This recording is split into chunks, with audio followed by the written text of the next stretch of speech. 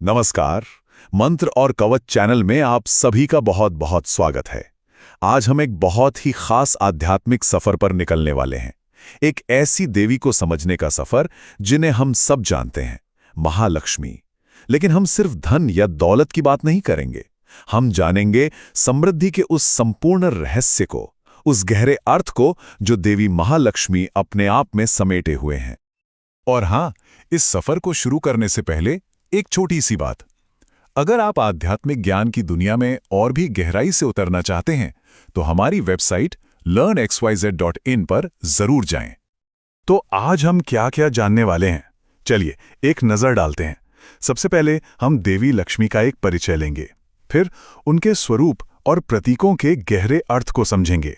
हम जानेंगे उनके प्रकट होने की अद्भुत कथा, बात करेंगे उनके 8 रूपों यानी अष्टलक्ष्मी की, देखेंगे कि उनकी उपासना और पर्व कौन कौन से हैं, और सबसे आखिर में हम ये समझने की कोशिश करेंगे कि समृद्धि का असली मतलब क्या होता है। तो चलिए शुरू करते हैं। हिंदू धर्म में देवी का स्थान सबसे ऊपर माना गया है और उन्हीं में से एक सबसे पूजनीय स्वरूप है मां लक्ष्मी का। ज्यादातर लोग उन्हें सिर्फ धन की देवी के रूप में जानते हैं, पर सच तो यह है कि वो उससे कहीं बढ़कर हैं। वो संपूर्ण ऐश्वर्य की देवी हैं।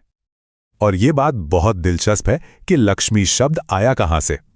ये संस्कृत के शब्द लक्ष्य से निकला है। जी हाँ, लक्ष्य यानी हमारा मकसद, हमारा गोल।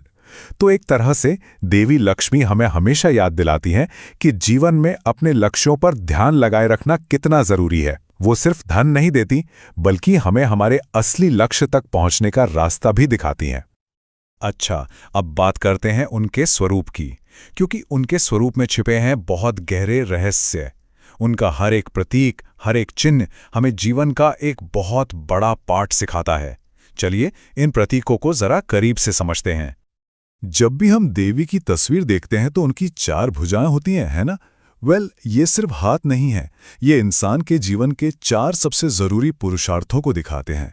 धर्म यानी सही रास्ते पर चलना, अर्थ यानी भौतिक समृद्धि, काम यानी हमारी सांसारिक इच्छाएं, और मोक्ष यानी जीवन मरण के चक्र से मुक्ति। तो अब देखिए, हमारे जीवन का कोई भी पहलू उनकी कृपा से अछूता नहीं है। और फिर आता है कमल का फूल। जरा सोचिए, कमल कीचड़ में खिलता है पर हमेशा पवित्र और बेदाग रहता है। ये हमें सिखाता है कि इस दुनिया की माया में रहते हुए भी हम अपनी आत्मा को कैसे पवित्र रख सकते हैं। और उनका वाहन उल्लू, वो सतर्कता, धैर्य और ज्ञान का प्रतीक है। वो हमें ये सिखाता है कि अज्ञान के गहरे अंधेरे में भी ज्ञान का रास्ता कैसे खोजा जा सकता है। तो यहां समझने वाली बात यह है कि मां लक्ष्मी को सिर्फ सोने के सिक्के बरसाने वाली देवी समझना बहुत बड़ी भूल होगी। असल में वो समग्र समृद्धि की प्रतीक है, जिसमें आध्यात्मिक विकास भी है, मन की पवित्रता भी है और जीवन का आनंद भी। उनकी कृपा एक संपूर्ण और खुशहाल जीवन की ओर ले जाती है। अब आते हैं उस कहानी पर जो शायद हम सब ने बचपन से सुनी है, महालक्ष्मी के प्रकट होने की सबसे अद्भुत और दिव्य कथा, समुद्र मंथन की कहानी। ये वैदिक काल की एक ऐसी घटना है जो हमें उनके दिव्य स्वरूप से परिचित कराती है। हुआ यूं कि दुर्वासा मुनि के श्राप से सारे देवता अपनी शक्ति और ऐश्वर्य खो बैठे। तब भगवान विष्णु ने उन्हें सलाह दी कि अगर अमरता का अमृत चाहिए तो असुरों के साथ मिलकर क्षीर सागर का मंथन करना होगा। फिर क्या था, मंदार पर्वत को मथनी बनाया गया, वासुकी नाग को रस्सी, और खुद भगवान विष्णु ने कछुए का रूप धरकर पर्वत को अपनी पीठ पर संभाला। मंथन शुरू हुआ। अमृत से पहले हलाहल विष निकला, कई रत्न निकले, और फिर उसी सागर से प्रकट हुई देवी लक्ष्मी। उस वक्त वहां देवता भी थे और असुर भी, पर उन्होंने अपने पति के रूप में भगवान विष्णु को चुना। अच्छा, तो विष्णु और लक्ष्मी का ये जो मिलन है ना, ये कोई आम बात नहीं है। इसके पीछे एक बहुत बड़ा दर्शन है जिसे पुरुष और प्रकृति कहते हैं। वैष्णव परंपरा में विष्णु को पुरुष माना जाता है, यानी वो शाश्वत चेतना जो स्थिर है, और देवी लक्ष्मी को प्रकृति माना जाता है, यानी वो ऊर्जा जो रचनात्मक है, गतिशील है, जो सृष्टि को चलाती है। और जब पुरुष और प्रकृति का मिलन होता है तभी इस ब्रह्मांड का निर्माण और संचालन होता है। तो हमने देखा कि लक्ष्मी सिर्फ धन नहीं है, और यही बात उनके 8 अलग अलग रूपों में साफ दिखती है। उनकी कृपा जीवन के हर पहलू पर बरसती है। इन्हीं 8 रूपों को हम अष्टलक्ष्मी के नाम से जानते हैं। चलिए एक एक करके इन सभी रूपों को जानते हैं। सबसे पहले आती हैं आदि लक्ष्मी। ये देवी का सबसे पहला और मूल स्वरूप है। माना जाता है कि इस दुनिया में जो कुछ भी है, चाहे वो सजीव हो या निर्जीव, उसकी जड़ आदि लक्ष्मी ही है। दूसरे नंबर पे हैं धनलक्ष्मी, जिन्हें हम सबसे अच्छे से जानते हैं। ये देवी का वो रूप है जो हमें भौतिक संपत्ति और धन दौलत का आशीर्वाद देता है। पैसा तो जरूरी है, पर उससे भी जरूरी है पेट भरना, और उसके लिए है धान्य लक्ष्मी।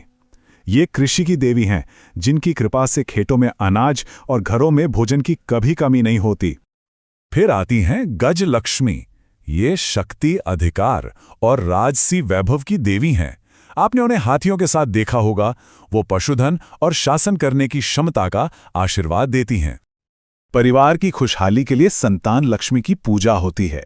वो एक माँ की तरह संतान का वरदान देती हैं, अपने बच्चों की हर मुश्किल से रक्षा करती हैं और परिवार के वंश को आगे बढ़ाती हैं। जीवन में मुश्किलें तो आती ही हैं, और उनसे लड़ने के लिए चाहिए साहस। यही साहस हमें वीर लक्ष्मी से मिलता है। वो हमें मुश्किलों से लड़ने की हिम्मत और अंदरूनी ताकत देती हैं। और जहां हिम्मत होती है, वहां जीत भी होती है। विजय लक्ष्मी हमें हर काम में सफलता का आशीर्वाद देती है। ये जीत सिर्फ जंग के मैदान में नहीं, बल्कि जीवन के हर संघर्ष में मिलती है। और आखिर में 8वां स्वरूप है विद्या लक्ष्मी का। वो हमें ज्ञान, कला और विज्ञान की दौलत देती हैं, और सच पूछिए तो इससे बड़ी दौलत और कोई नहीं हो सकती। तो अब जब हम उनके इन 8 अद्भुत रूपों को जान गए हैं, तो सवाल ये उठता है कि भक्त उनसे जुड़ते कैसे हैं, उनकी उपासना कैसे करते हैं। चलिए अब कुछ प्रमुख त्योहारों और अनुष्ठानों की बात करते हैं। सबसे बड़ा त्योहार तो हम सब जानते हैं, दिवाली। रोशनी का ये त्योहार देवी लक्ष्मी को ही समर्पित है।